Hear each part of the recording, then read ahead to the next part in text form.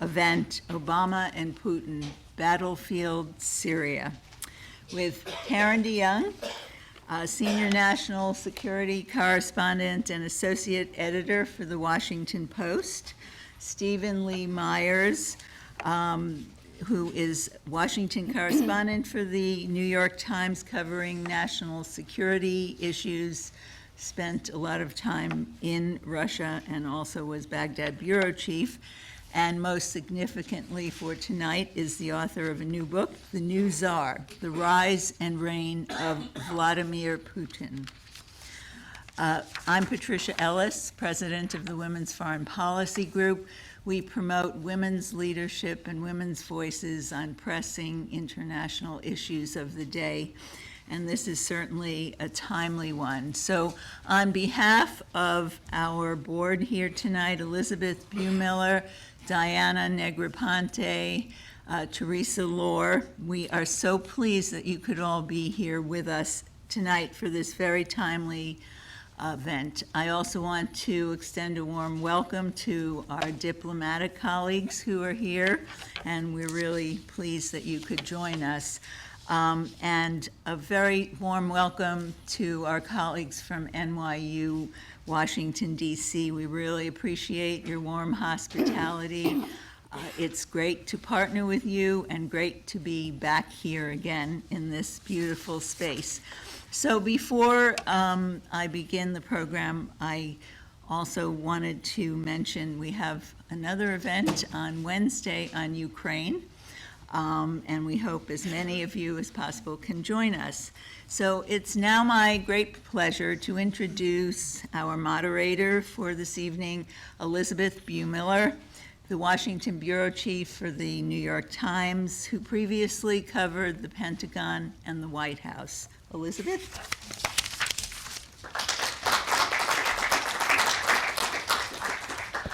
Thanks, Pat. You could all hear me. Anyway, thank you for coming out tonight, and thank you to my two colleagues, my competitor and my colleague. I'll just introduce Karen and I was just adding it up, between the three of us, we have 76 years of journalism experience. It's rather daunting. Karen, I'm just going to briefly introduce both of them, and then I'm going to ask Steve to start first, and then Karen, and I'm about 5 minutes each, and then I'll ask a handful of questions, and I'll open it up to all of you. Karen, as you can see, is a senior national security correspondent and an associate editor of the Washington Post. She's covered Latin America. She was in London. She's covered the White House, U.S. foreign policy, the intelligence community. She was the assistant managing editor for National News, national editor and foreign editor. Karen and I used to go on trips together with when we both were covering the George W. Bush White House. She was very daunting. She knew everything. She was in the filing center till the middle of the night. I would think, what is she filing? Oh my God! Anyway, she's fantastic. She's also good company. Steve, I just learned here he's worked at the Times for 26 years, 7 of them in Russia. He is an expert on Putin. He has written about the war in Chechnya, the Orange Revolution in Ukraine, the Winter Olympics in Sochi, the annexation of Crimea in last year. He was 2 years in Baghdad as the bureau chief in Baghdad for the Times. He covered the end of the wind down of the war in Iraq. He now covers national security issues in the Washington Bureau. And I am very honored to be one of his editors. And he's also author, as Pat told you, of The New Tsar. And I believe you will have it. It's available for you to sign. It's available here, correct? And he will be signing it for you afterward. And it's actually I have started it. It's a wonderful read. Steve is, on top of everything else, he's just a great writer. A very readable, completely absorbing book about Putin. So let me start. Did you want to put something?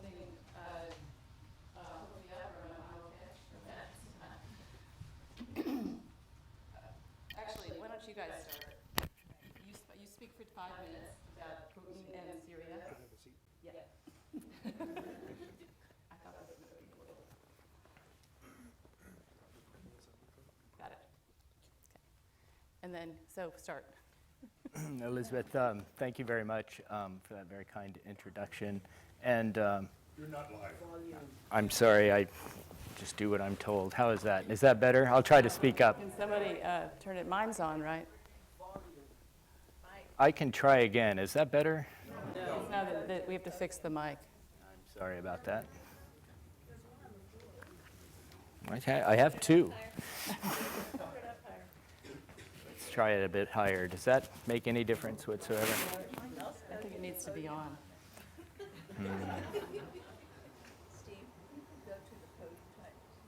I'm happy, except I'm plugged in. Should we have Karen start? Sure. Let's do that. Karen will start. Go here, you're going to be, Okay. the green light's on. Green light, yeah. How's that? How is that? No difference whatsoever. Is it something I've done? Would you mind just holding it? I don't mind holding it. Think a little bit Maybe is that better? Okay. There you go. Okay. Sorry about that. There's always a little confusion. I was thanking Elizabeth for the introduction and for the chance to be here and to talk to all of you. It's incredibly timely now to be talking about Vladimir Putin. Yeah, I think it always is, but who could have envisioned a few weeks ago that we would be sitting here talking about an intervention in Syria, which is really quite extraordinary for Russia today, and also I think confounding for a lot of people. And I don't think it has to be. I think it's actually a much simpler, though complicated, equation that Putin is making right now, and it has to do with a lot of factors. But ultimately, the very simple explanation is that Russia is doing this because it can. And for a lot of years after the collapse of the Soviet Union, a period we in the United States and Europe and the West, the West being a phrase I thought we would retire at some point, but it's back with a vengeance now. But I think for a long time we saw what was happening in Russia after the collapse of the Soviet Union as being a positive thing for the world, a period where we could cooperate and engage with a new Russia, the new republics out of the former Soviet Union. And in fact, inside Russia, it was seen as a period of great chaos, the decay of a great empire, the Soviet Empire. Whether or not you liked it or not is beside the point. And people like Putin saw what was happening as a disaster. And it was for a lot of Russians. Some people made the transition more easily than others. Some became fabulously wealthy, the new oligarchs. But in the end, most Russians experienced the transition to democracy as being something close to catastrophe, which is what Putin once called it very famously. In that period after Putin came to power, he sought, and I think the primary motivation always for him was to restore Russia to some sort of greatness akin to the Soviet Union. Some people think he's trying to recreate the Soviet Union. I don't think that's it. I think he's trying to get Russia, as they always say, up off her knees. And there was this period where I think he saw the path to doing that as being cooperation with the West, with the United States in particular, certainly with Europe, close economic relationships with Germany and other partners in Europe. If you think to when he first came to power, he was a much more collaborative, cooperative leader, I think. And what happened in his mind is that was never reciprocated in any way, and that the United States, again especially, and its NATO allies continue to press their security interest, he felt at the cost of his own, of Russia's security interest. And again, people seem surprised that Russia would intervene as forcefully as they have in Syria, but he's telegraphed this punch, if you will, since at least 2003, when he vigorously opposed the war in Iraq. He saw the United States, again in particular, he singles out the United States more than its allies, but he saw them as the United States exercising a power abroad, force abroad, in a way that he saw as destabilizing outside of the context of the UN, which, if you think about it, a weakened Russia, all they had was their UN veto for a long time. I'm not even sure they had a great deal of confidence in their security, their nuclear security.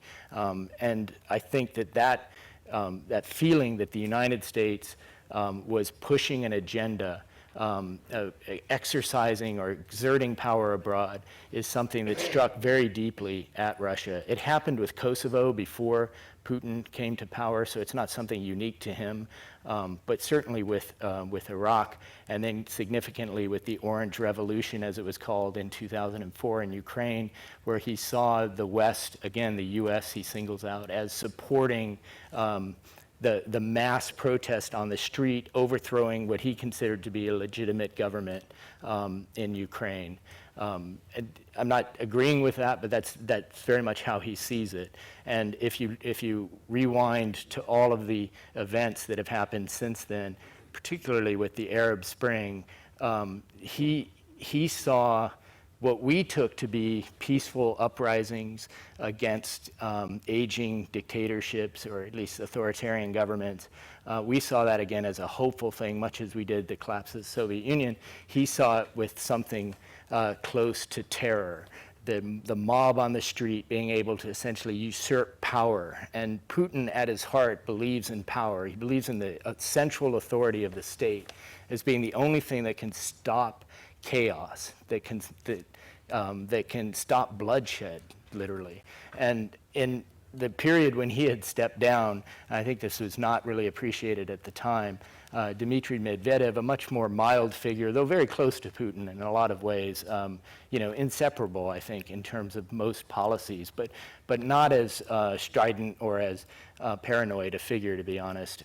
He was persuaded by the United States, Joe Biden in particular, of the need to intervene in Libya when what began as a peaceful uprising became quite violent, and then eventually led to the intervention of the Libyan government towards the protesters in Benghazi area.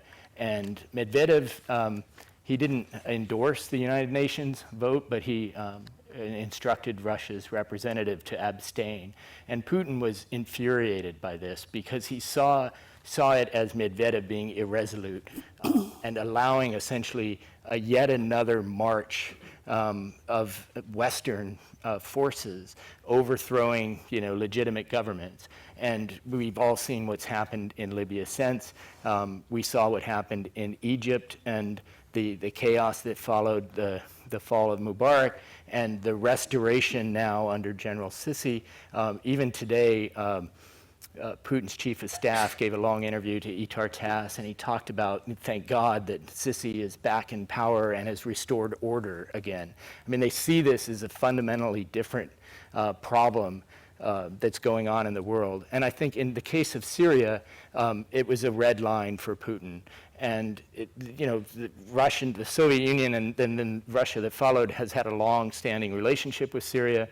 They have a base there, as everyone knows, and close ties. I mean, it was really Russia's closest ally in the Middle East. And for a long time, again, in this period of chaos after the collapse of the Soviet Union, I think that decayed. That relationship had weakened over time because Russia was weak. And Putin, now back in power, having modernized the military significantly in just the last few years, little noticed, I think, beyond the people who watch this closely, realized that he was now at risk, and again, in his mind, of yet another Western effort to topple a government. And this time, he was in a position, partly because the Obama administration, which I'm sure Karen can talk more about, and other leaders don't seem to know how to address the conflict in Syria right now. And he sees the chaos that's unfolding as something, again, that's marching closer and closer, if you will, to the Kremlin itself. Even the protests that greeted the elections when he came back to power, he saw this as part of the same plot, if you will. And plot's not too strong a word for it. He thinks this is something that has been orchestrated. But for the first time, because of the power of the military, because of the uncertain response from the West to what's happening in Syria, he's been able to forcefully intervene to stop what he sees as this continued march of overthrowing governments, moving closer and closer, and has basically done it, as I said, because Russia can. With that, I'll turn it over to Karen. Thank you. Thank you, Elizabeth. I thought what I'd do is just sort of set the scene last summer, how the Obama administration saw it. At the time, they saw Bashar al-Assad on the ropes, losing territory, the opposition getting stronger. They were distracted with the fight against the Islamic State and thought that basically the fight against Assad was succeeding. And they believed at the time, and one can call this wishful thinking in retrospect, I think, that Russia actually saw things happening that way too, and in fact was more amenable to starting some kind of political negotiations that would result in Assad leaving power. This was not the first time that the administration had found itself in this position. Over the years, we're now in the 5th year of this civil war, just 1 year, a little more than 1 year with the Islamic State in holding large portions of Syria. But at various times, certainly at various times in 2011 at the beginning, in the summer of 2012, and at other points as this civil war has gone up and down, the administration has managed to convince itself, sometimes with reason, that actually Assad was on the brink of falling and that therefore this pressure that was on them to intervene in some way was lessening. And that's certainly how they saw the situation last summer. Again, that was a message that Obama was very receptive to. For 4 years, in a lot of internecine battles within the administration with some people, usually in the State Department, urging more intervention and people in the Pentagon saying no, he had always asked the question, well, if we do X, do we get Y? And no one could really, in his view, assure him that that was going to happen. And so, given his promises not to involve the United States in another war, given his assessment that this was not a vital national security interest for the United States, albeit a growing humanitarian crisis, I think his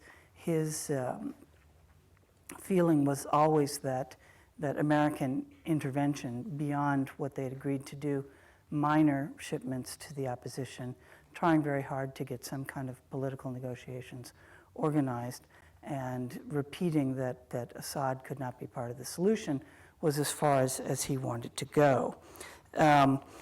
In about mid-August, they started to get word from partners and friends in the region that the Russians had asked for new overflights rights for some large cargo planes, some fighter jets.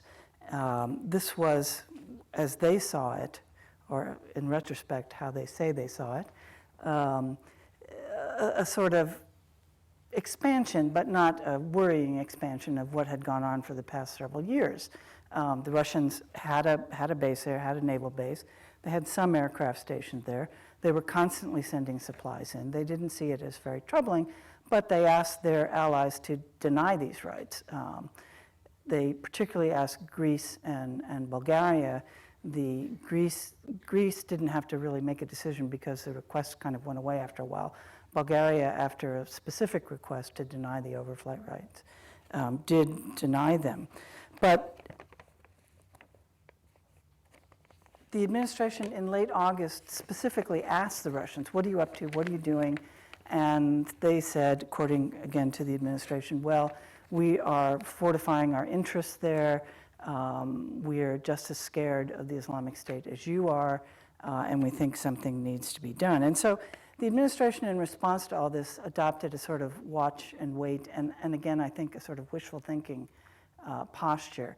Putin gave 2 speeches, one in Vladivostok in early September, and another in mid-September in Dushanbe.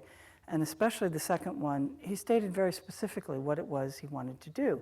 He wanted to form a new coalition that would fight against the Islamic State, but he felt that it had to include the Syrian armed forces because they were the only ones capable of defeating on the ground, to be the ground force, to defeat the Islamic State. And there was some rationale in this, even to U.S. eyes.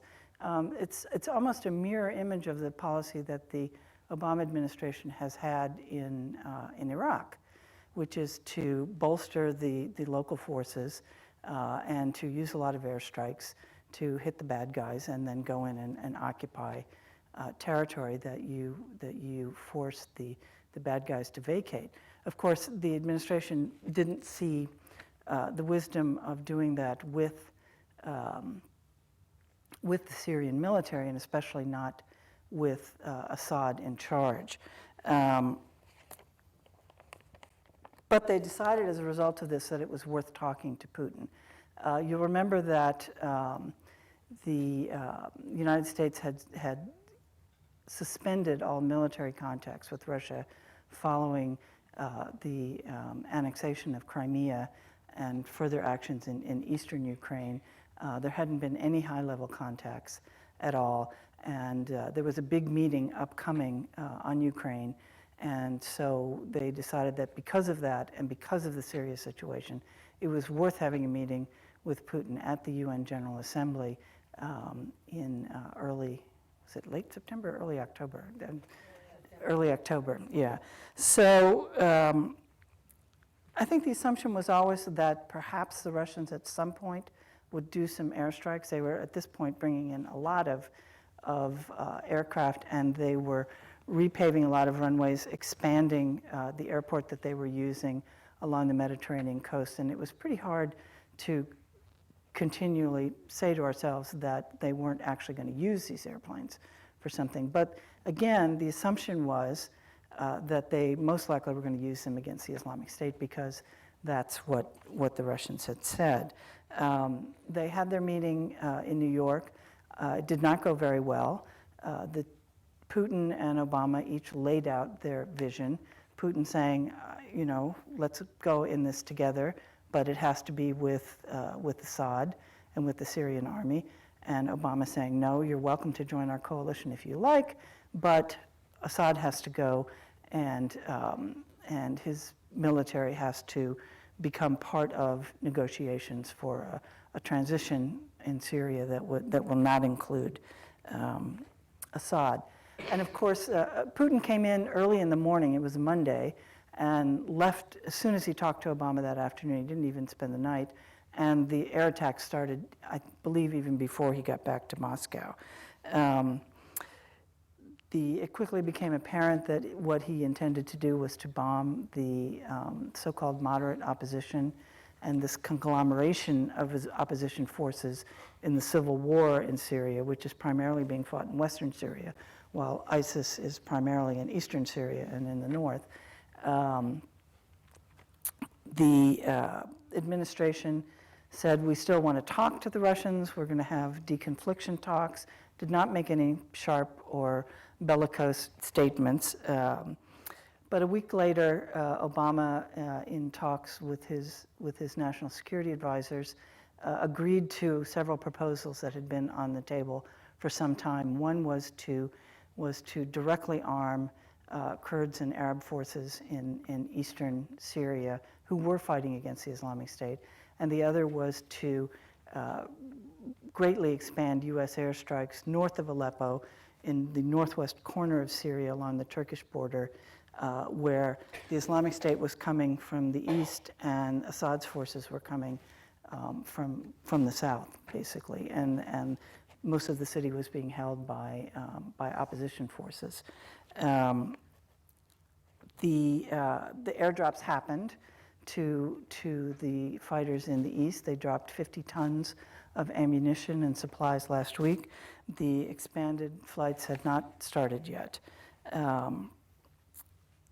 But like so many things in Syria, events on the ground have started to outpace what's happening in Washington and the speed at which decisions are being made. Now you see, even this week, the Iranian forces pouring into northwestern Syria, along with Hezbollah, basically taking over the fighting on the ground in that area from the Syrian military, while the Russians bombed the area, moving on Aleppo, Syria's second largest city. The Islamic State also moving on Aleppo from the east. And I think a lot of worry among American friends and allies in the region that nobody seems to be doing anything about this. If Aleppo falls, I think there's pretty broad agreement that the number of refugees will increase, not incrementally, the other word, exponentially, and that this will be an even bigger problem, I think for Europe.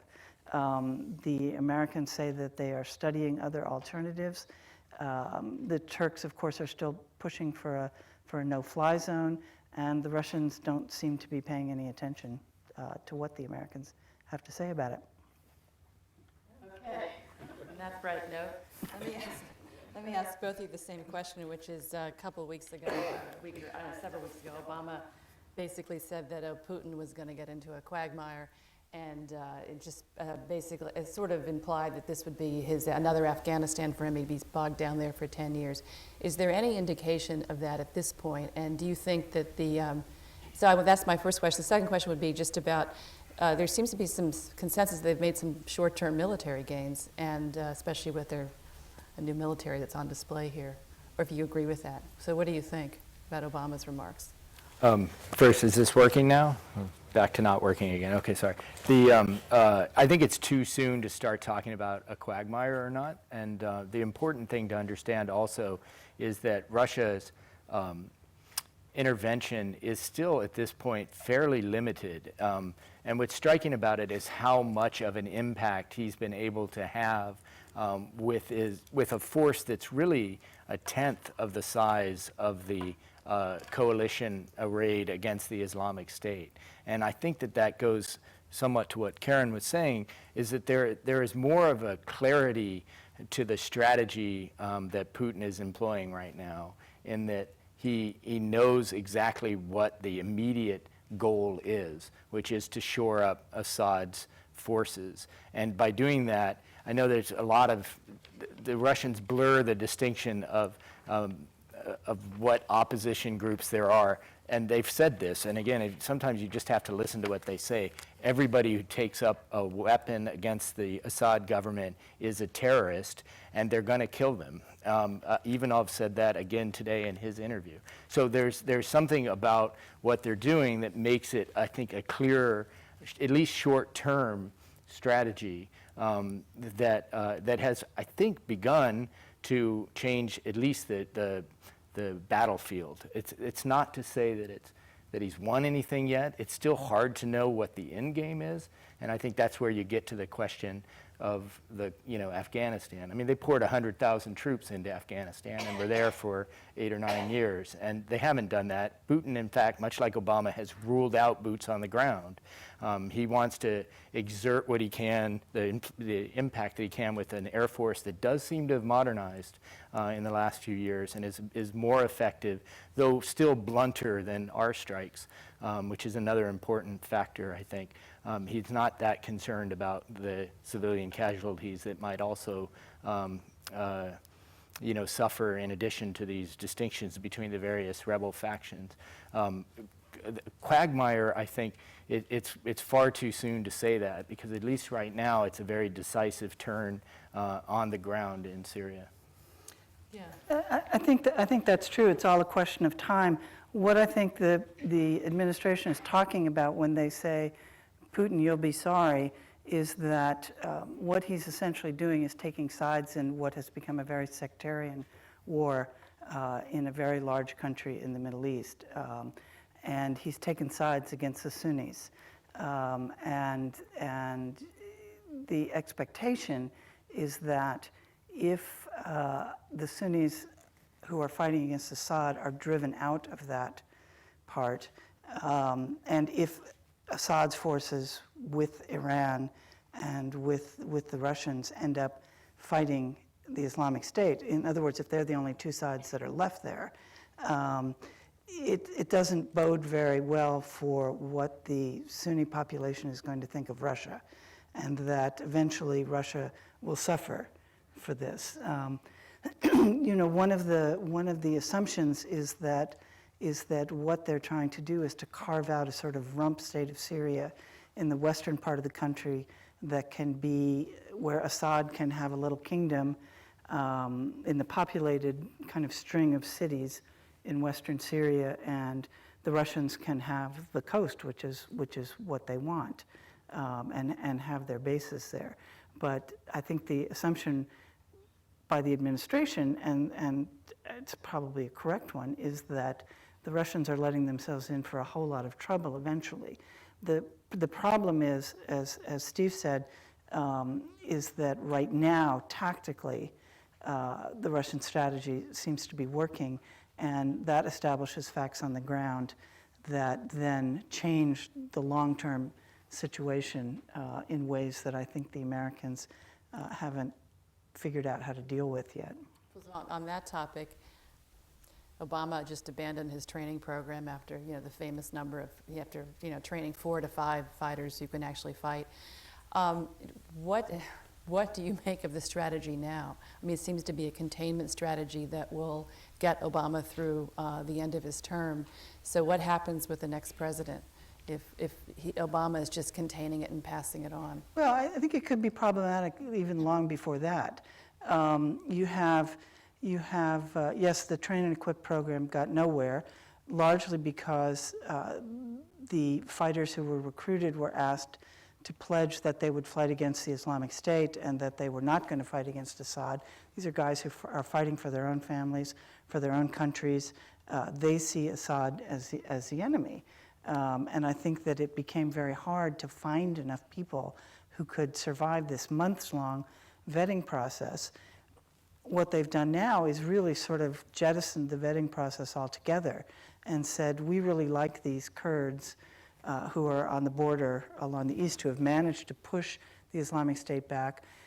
They have some Arab forces, not huge, but a number of them from eastern Syria who never had much to do with Assad anyway, who are willing to fight against the Islamic State. And they've said, well, we will vet the leaders of these organizations and make sure they're okay and ask them some questions, and we'll take it from them that their fighters are all good guys. And so they've dropped a lot of ammunition and a lot of weapons. This, of course, just enormously irritates the Turks, who feel like the Kurds are all of a part. They consider the Kurdish organization that we're now helping to be a terrorist organization, along with Kurds who are in Iraq. At the same time, you've got our other allies in the region, the Saudis, the Qataris, the UAE, who are sort of throwing up their hands and saying, look, we've been following your lead, United States, and you've told us not to arm these other people. And so they've done it kind of under the table, but they haven't done it as an official policy, and perhaps we need to start rethinking this. So I think the administration has a lot of decisions to make. What are the chances, both of you, of a collision in the air between the U.S. and the Russian aircraft or a cruise missile? They were working towards a very general or weak deconfliction strategy, but it hasn't happened yet. I mean, how dangerous is this right now? I think it's always dangerous whenever there's military operations going on, and with such a confounding array of both targets and forces involved on both sides. It's interesting that one of the first things that they did in terms of reaching out to the military was to deconflict, to make sure that there were some kind of protocols. I'm not sure they've quite hammered those out at this point, but I have a friend who worked for a long time, a diplomatic friend who worked for a long time in Russia, and she put it to me, this was some time ago before this conflict, that we have decades of experience of avoiding a hot war with the Russians. And I think that that is going to carry through now. I don't have a sense that this administration or any of our NATO allies, and we've seen an incursion already into Turkey. I don't think anybody wants to go toe-to-toe with the Russians now, even in a limited way. And so I think there will be a lot of effort made to make sure that doesn't happen, but it's an enormous risk. No, I think that's true, and it becomes more of a risk as the two forces get closer together in this area north of Aleppo. But again, I think the administration has stuck to its kind of defining principle in this, which is that what is the national security interest of the United States? It is the Islamic State, and that is who we're fighting against. We will help as much as we can the other people who are fighting the civil war, but I don't think that they feel like that's a justifiable national security interest. And so, but the question will come up in the north where you have the Islamic State moving closer, moving farther to the west, and if in fact they're going to try to push them back, that's exactly the area where the Russians are going to be operating and where they've started operating as this campaign starts to take the city. What is Putin's relationship like with Assad? I know you're I've been working on that. delving into that a little bit. The last time that I know that they met was in 2005. It's been a long time, and Medvedev went to Damascus in 2010 and had a very cordial meeting, obviously before the events of the Arab Spring. There's clearly a lot of coordination going on the military levels, which is where Putin likes to operate anyway. It's where his instincts are. It's where his closest allies are.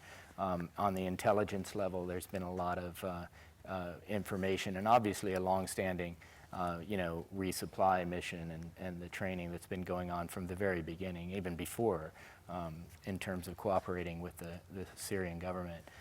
But personally, somebody once described to me that the relationship is transactional more than personal.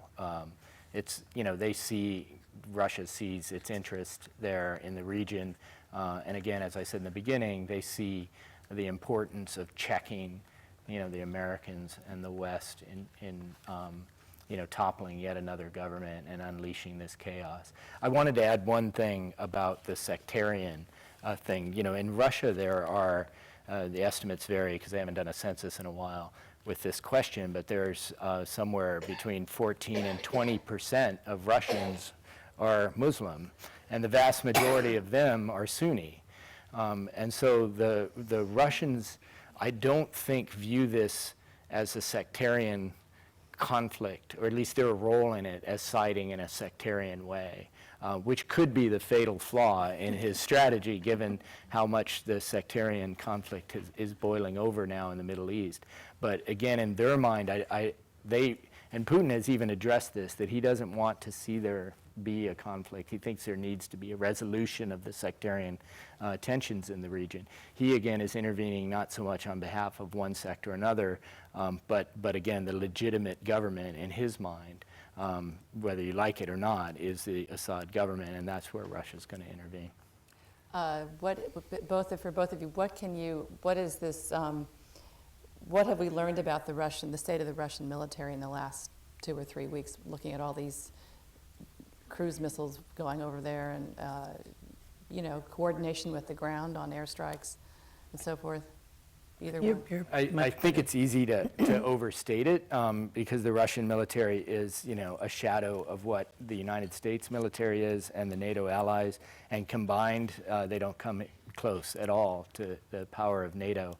But after the war in Georgia in 2008, which was a smashing victory for the Russians in that they drove out the Georgian forces, they routed them all the way back to their capital. If they had wanted to, they could have taken Tbilisi, but they stopped short of that.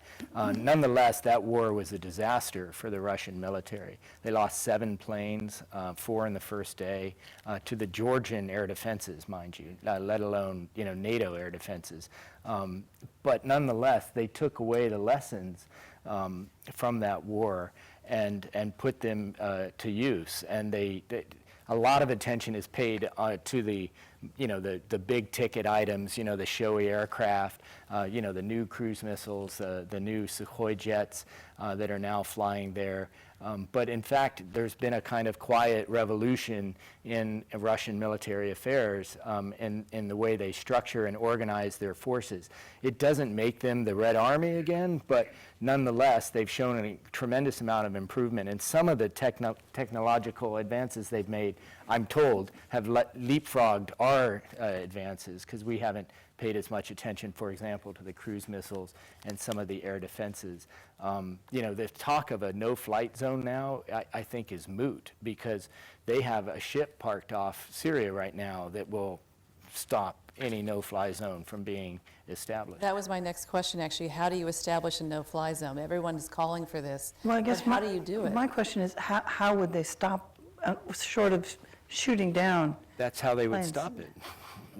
But that would be the challenge. I mean, would they decide that So they're going to shoot down again, it goes back to US that question planes? of do we in this building or in this city want to go to war with Russia? We can do a show of hands. I don't think that there's an appetite for that. There's not to intervene forcefully in Syria, and I think it would be a catastrophe, and no one wants that. I think, and the notion of somehow forcefully stopping the Russians in their intervention, that's what that means. That's what it would have taken to stop the annexation of Crimea.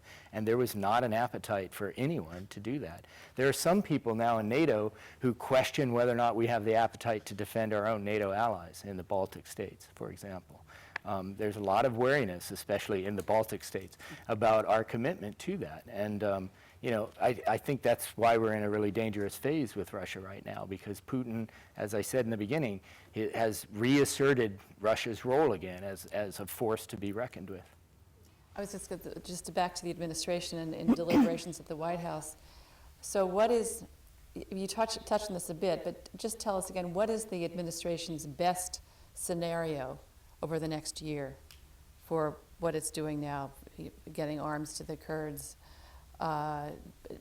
airstrikes? It's that they hope that they will make progress against the Islamic State, and that they can push the parties in Syria into some kind of negotiation. But that's been their strategy for a number of years. What do you think the chances are of a negotiated settlement before Obama, or just beginning of talks before Obama leaves office? I think the chances are probably less favorable than they've been in a long time. I mean, you have the opposition group, the political opposition, put out a statement about 10 days ago saying, no way, we'll never talk to Assad, we will never agree to anything that includes him. You have the Americans, excuse me, and the Europeans saying, well, we're not saying he has to go immediately, although they've basically sort of said that from the start.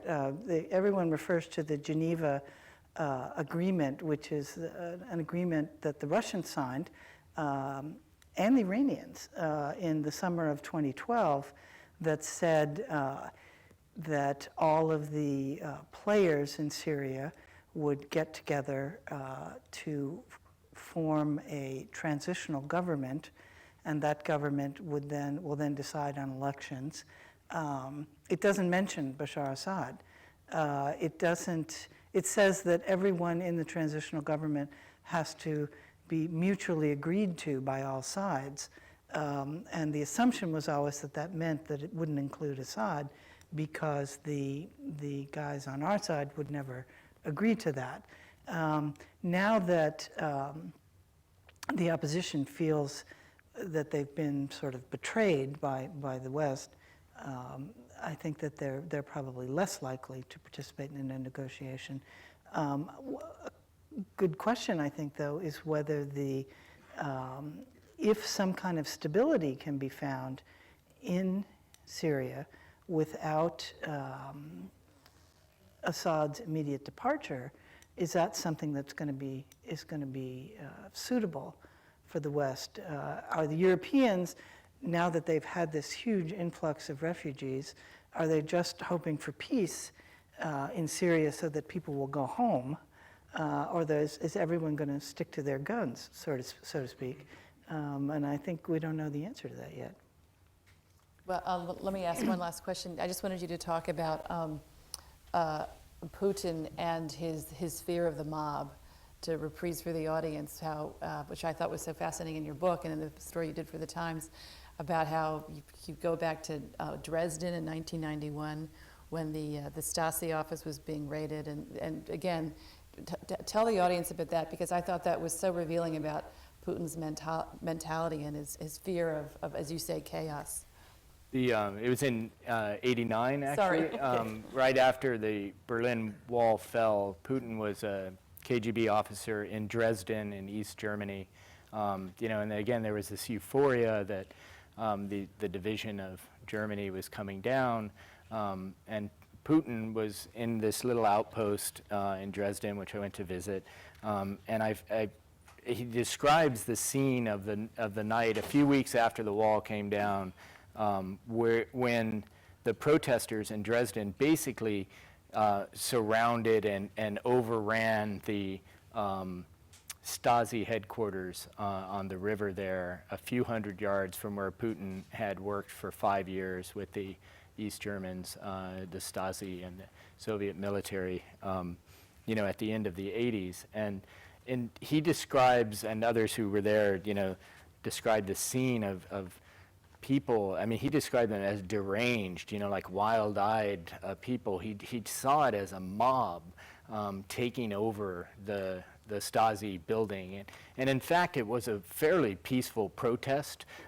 It was fairly euphoric, even among, certainly not the Stasi, but the chief of the department there in Dresden just basically threw up his hands and opened the gate, realizing he couldn't stop history, as it were.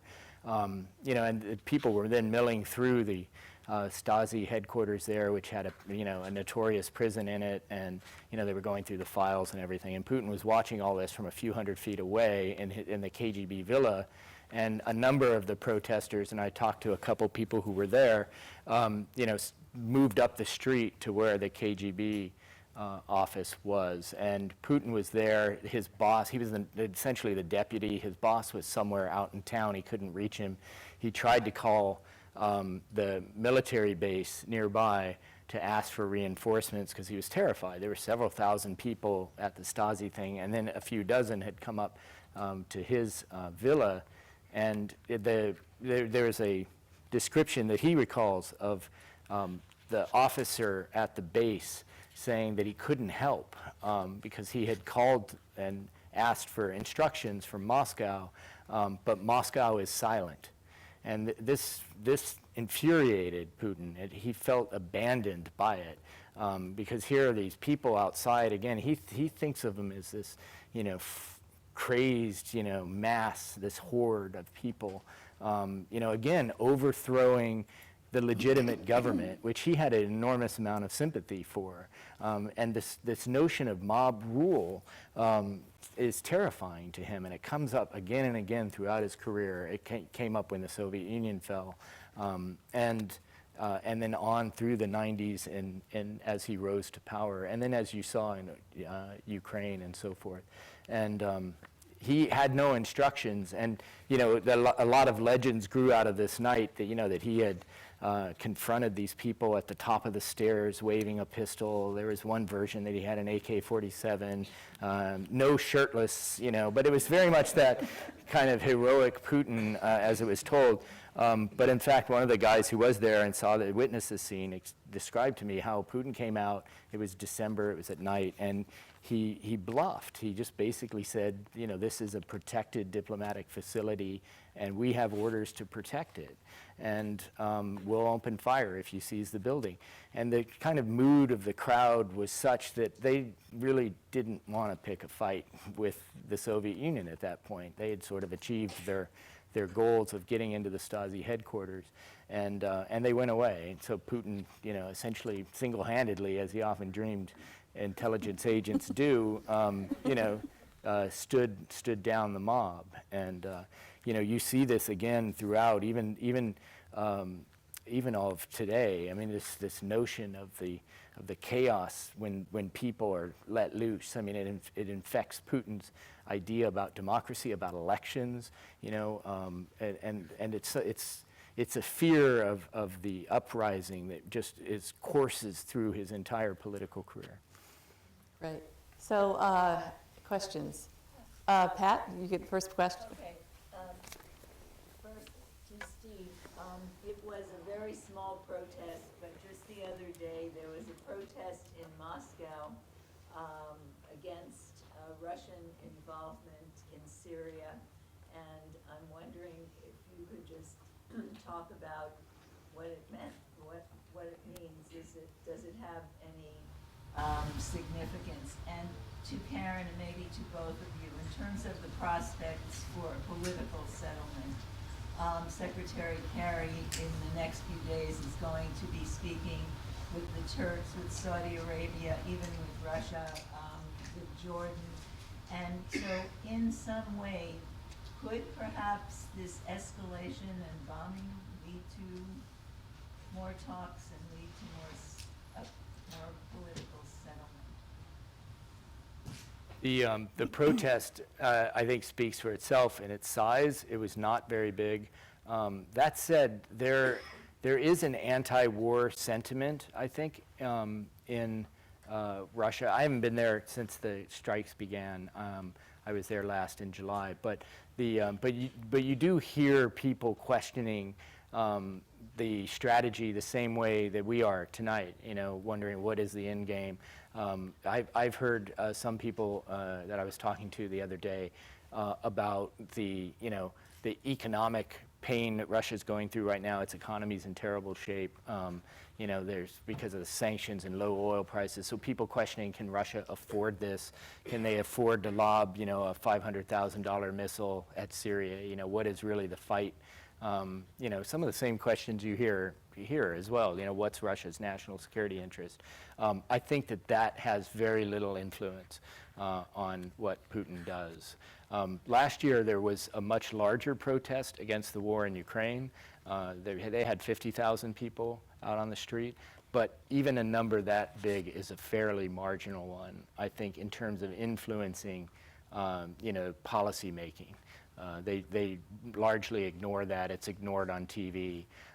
Maybe it, makes some of the opposition feel better or feel like they're at least registering their disapproval, but it's not that important. On your second question, to jump ahead, the thing that strikes me is that everybody seems to agree on two things. The Islamic State is really bad, and only a political solution is possible. Putin has said it himself. So he knows that he can't bomb his way out of that, out of this situation. He can't keep Assad in power by using 36 jets.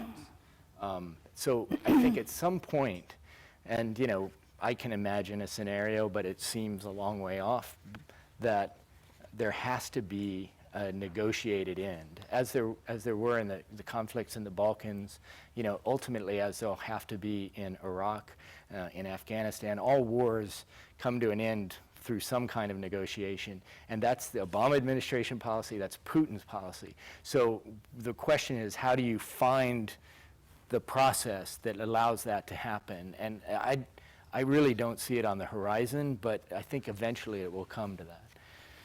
I completely agree with that. I think, the Americans say that the Russians are still giving them signals that they're not wedded to Assad, and I think that's probably true. I think if they could find someone who would serve the same purpose, that would allow negotiations to go forward, that ultimately that's probably the way out. Although you've seen in the past couple of weeks a lot of senior Syrian military officers getting killed, just all of a sudden. And there's there's one theory that this is Assad and his backers getting rid of people who could play that role in order to protect his own position. I'm not vouching for that interpretation, but that is what some people think. I think you're right. Eventually, that is what has to happen. I think that it's certainly much farther away than the administration thought it was going to be last summer, and what's happening on the ground, I think, needs to play itself out. But I don't know, again, what happens to the opposition in that that scenario. They have not managed through all these years to really organize themselves cohesively into a political body that could sit across a table from anyone or convince the world, let alone Assad, that they were capable of joining together to present a united political front, completely separate from the military situation.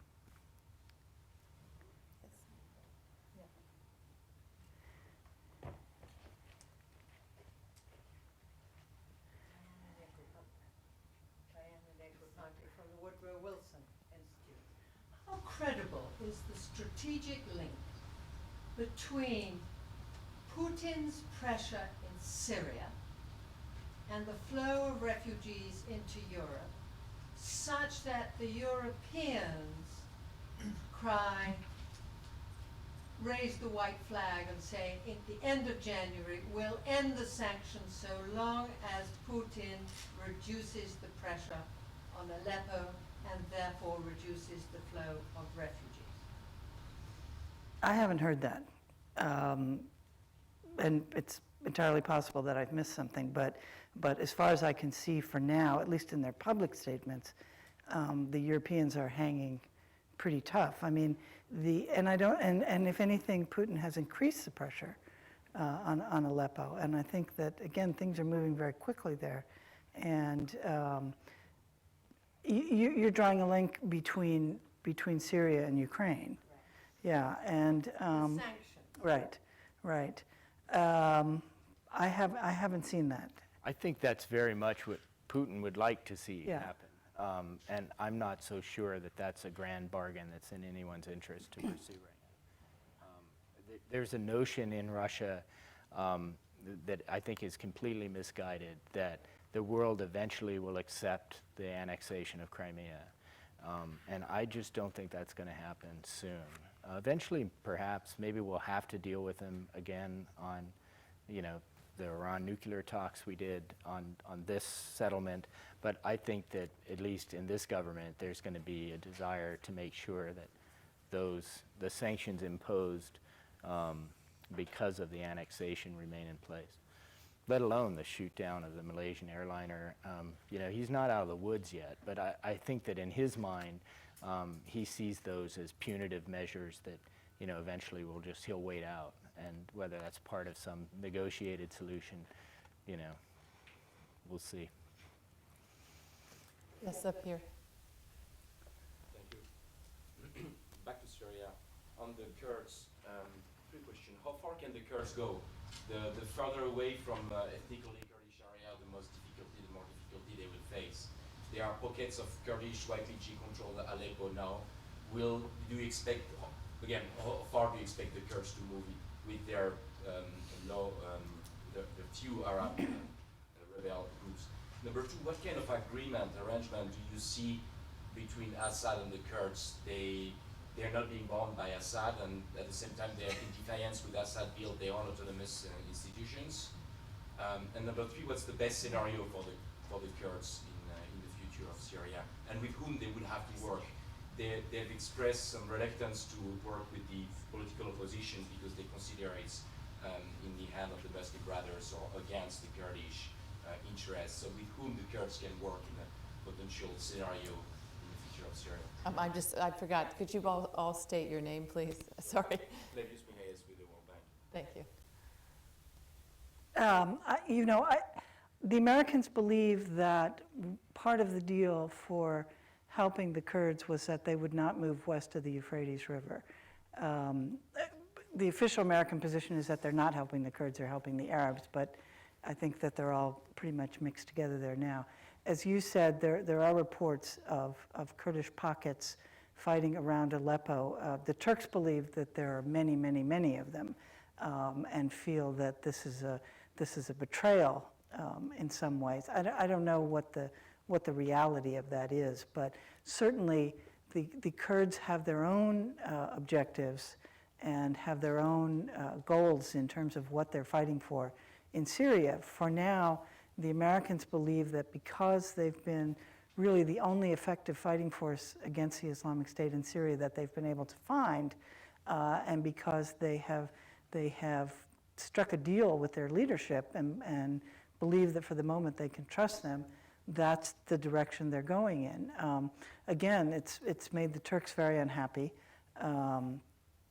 I don't know what the Kurdish long-term objectives are in Syria. Certainly, the Americans have tried to downplay any link with the PKK, with other groups that are actively fighting in Turkey and against the Turks. But I think that those links are there, and it's a sort of tactical alliance right now with the Americans.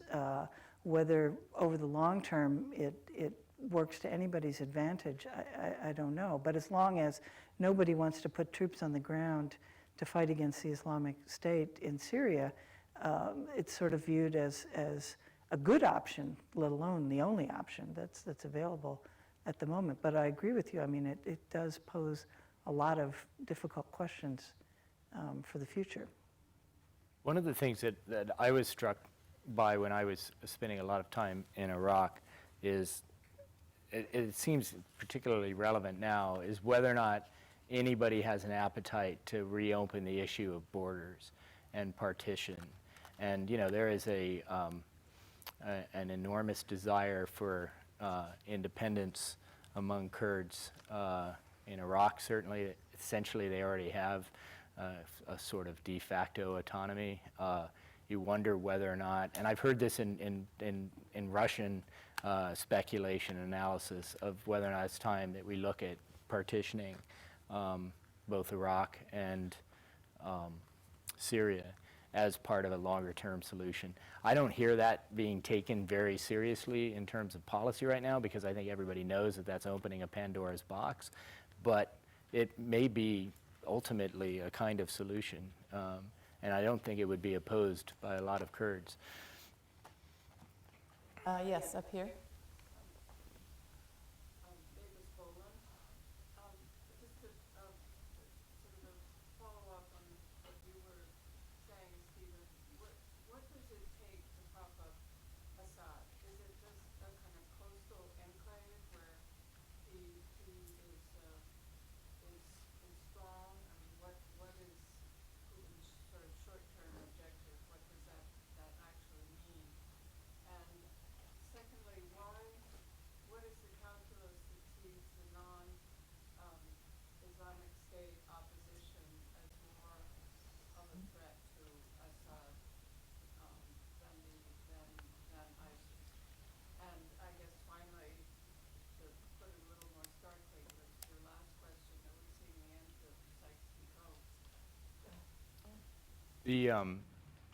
I think the Russian calculation is that the people who are on the front lines with fighting the Syrian government are the people where you have to start bombing. And those, for the most part, are not the Islamic State fighters, who, as Karen pointed out, are in the other part of the country. So, they're intervening against the immediate threat to the government, at least government control of a lot of areas. And again, with the airstrikes being as deliberate as they are and as blunt as they are, not making a lot of discrimination about civilian casualties either, unfortunately, I think they can have quite a lot of impact. I mean, we're only 3 weeks in, but it seems to have cleared the way for some advances by government forces backed up by the Iranians, Hezbollah, and so forth. So it does seem to be having an effect. Whether or not it leads to reopening decisions made when the Ottoman Empire came undone, I mean, that's something. It's kind of pie in the sky speculation. Could you envision an international agreement where you would go to the UN and redraw borders? Well, I think de facto is I think that's what's already happening in large areas. And certainly I think that's what you see with Kurdistan in northern Iraq, a kind of autonomy. But even there, no one has been willing to say, let's talk about independence. But, maybe I think it was Obama said, that the 19th century power politics are over, when borders were drawn like this by force. But, Putin redrew the border of Ukraine by force. And, at least right now, no one's prepared to stop that. I think they'll sanction it. But you wonder whether or not that notion, which we thought we'd moved beyond, is now not back, at least at the center of discussion.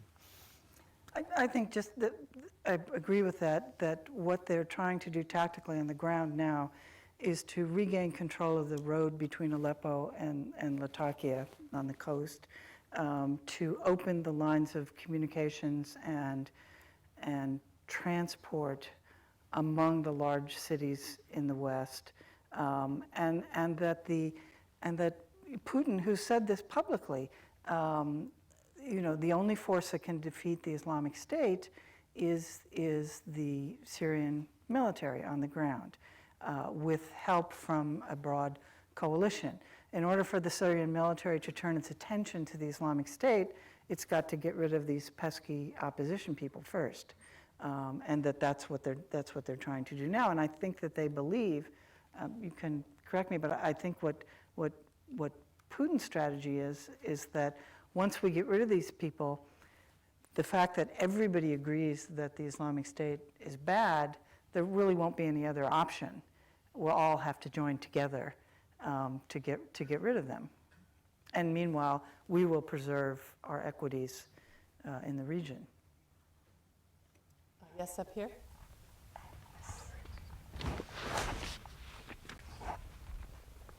Thank you. Yes, my name is Sarah Cobb, and I'm at George Mason at the School for Conflict Analysis and Resolution. And prior to that, I was the director of the program on negotiation at Harvard Law School. So I've had a lot of years thinking about negotiation processes. And I'm interested in your view, Stephen, about the title of your book is about, the metaphor of the Tsar, right? And I wondered, could you tell us a little bit about how he understands the way in which governments change? I mean, what's his view on how that works? Because the fact that, 1917 or something didn't happen, I don't know how he incorporates that into his own worldview, because it would be possible to otherwise have a conversation with him, I can imagine, about the creation of a process for the transformation over there. A political transformation that would make sense to him. But I don't know what kind of political transformation would make sense to him, because simply the maintenance of a given government is not a strategy for political transformation or political change. So I can see the status quo as something he liked, but I would wonder, what is his theory about how political transformation would or should happen? It's interesting that only recently, and that is in the last few years, I've begun to hear the argument that what happened in 1917 was a foreign invasion that corrupted Russia. The great imperial Russia was tainted by a bunch of foreigners, plotted in the West. Marxist-Leninism was some kind of foreign infection that came into to Russia from abroad. How does Putin is not, I don't think, a great thinker in the sense that you are thinking about these kinds of issues. I think he's much more instinctive. I think certainly his background, not just as a KGB officer, but as a proud Soviet boy. I think that he grew up in a kind of heyday of Soviet power, when they put a man in space, and it was a period, of rebuilding after the war and so forth. It wasn't in his, I think in the end is a very conservative person, and he, again, doesn't like abrupt change and sees things being evolutionary. And so, himself, I don't think he's trying to restore the Soviet Union, but he is looking for a kind of creation of a stable political model for Russia, which draws on a lot of things, but instinctually almost. He's well-read. He's read Russian philosophers and so forth, and it's kind of picking and choosing from each of them the elements of a state ideology that really is about him. It's about, him as the leader of a new Russia, which is not quite the empire. It's not the Soviet Union. It has no real ideology behind it other than the continuation of his own power and this central idea of the state being the stabilizing force that holds the society together. Russia is a very multi-ethnic, multi-confessional society, and it needs something to hold it together. For a lot of years it was the empire and the czars, and then it was the communist ideology for 7 decades. And since then they've been very much searching for that. And I'm not sure that again is the model that you're talking about, or that he thinks so much about how that applies to a country like Syria, except that in each of the cases the pattern is clear. He sees when people take to the street that chaos follows. I think he sees elections as being dangerously destabilizing. And even his own experience, the first election when he worked for the deputy mayor, or he was deputy mayor working for the mayor of St. Petersburg, Anatoly Sobchak, who was one of the great Democrats that emerged out of perestroika, was an ally of Yeltsin. This is the guy he worked with during these early years. And in 1996, he faced re-election, Sobchak did. And Sobchak was a huge personality, and like Yeltsin, I think, in a lot of ways, and thought that just by sheer force of his charisma would cruise to re-election. And in fact, another deputy on the level of Putin challenged him in the election, and Putin was infuriated by this. He thought it was an act of betrayal, which is something very important to him. He called him a Judas, and it seemed that he couldn't conceive of the idea that the people could get rid of this man he quite adored. I mean, he was almost a father figure to him. And I think that Sobchak lost that election fair and square. It was a real vibrant election, and with a campaign, American style, ads and so forth. And to Putin, it was a disaster. Look what happens when you let the people decide. But I think to your specific question, the Russians have said very clearly they believe in the Geneva process. They believe there should be a transitional government formed of all the players, followed by an election. They don't think that Assad should be barred from that process, however. They think that if there's an election, he should run, or someone who they feel equally confident will protect their interests there. So they, what they say is, what's the problem? We all agree on what has to be done. We're here. We, Assad, the government, ready to talk. Who's on your side? Who are you speaking for? Let me one last question? No one has a question? There it is. Okay, right. Stanley Kober. I don't understand this idea that all wars are ended through a negotiation. That's not what ended World War II. It's not what ended the Civil War. It's not even what ended Vietnam. We thought we had the Paris Peace Accords, and 2 years later, North Vietnam invades South Vietnam and conquers it. So that's the first point. The second point is, I can't see what the negotiated outcome would be. What do you negotiate with Islamic State? And they're the enemy. These people are so extreme. Could anybody outline what a negotiated solution would look like? Well, I think that they're not part of this process. They're separate. The negotiations would be between Assad and his government, or Assad's government, and the opponents of his government. The Islamic State is something completely separate. And that, I think, is part of the Russian point. They're saying, we all agree that we have to fight against them. As you said earlier, we all agree they're the bad guys.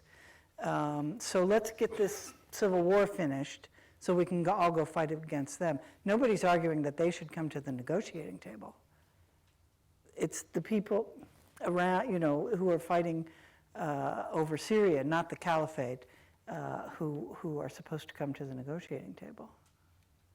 I think you make an excellent point about World War II, certainly, and even the Civil War. But, you know, both of those were followed by political processes. I agree about the Islamic State. You can't negotiate with them. But nonetheless, I think there has to be within Syrian society a negotiation about how they're going to live together, you know, as a people, as a nation. Or we go to the question of partition, if they just simply can't live together anymore. It's true in Iraq as well. But I agree that the Islamic State is not something you negotiate with. But I don't think you can defeat Islamic extremism by military power alone as well. I mean, I think in the end, there has to be a political process, not so much in peace talks, but in isolating the extremist elements such that they don't have support in significant parts of the society. You'll always have the people willing to blow themselves up, I think, for ideological reasons. But the question is how you can incorporate the society that completely marginalizes that element of it. Okay. Thank you both. Thanks to all of you, and Stephen will be here.